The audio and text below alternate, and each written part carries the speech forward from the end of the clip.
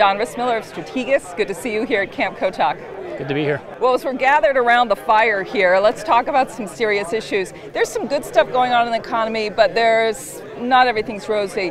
I want to talk to you about your biggest worries with the economy. What's your number one worry?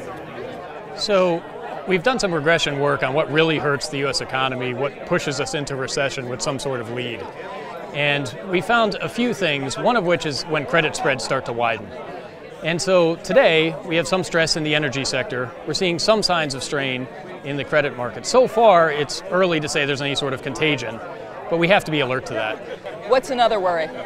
Some other things we've come up with that matter is when you have asset prices fall, like home prices, or you have inflation.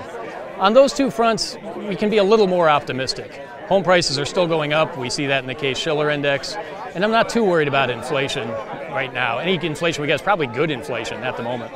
All right, if there was a third worry that you might have, or a red flag, even if it's not something happening right away, but something in the back of your mind, what is that? The drop in consumer confidence that we saw recently, especially in the Conference Board survey, is somewhat worrisome. That's a good leading indicator of a business cycle phenomena. And the drop, especially when we think about it being concentrated in the small business piece of the puzzle, we saw that in the NFIB survey, as well as the ADP number recently, that gives us some concern. We think we'll get through it, but it's worth watching. Where do you see the economy growing in the next 12 months in terms of numbers? We think we can beat 3% for the next several quarters. Part of that's this bounce back from the first half that really was only about 1.5%. So some of it's payback, some of it's this bounce up.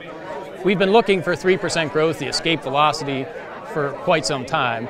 We've had some interruptions, but we think the U.S. economy, because you're getting an upswing in housing, because you're removing government drag, those type of things are what will give us that boost.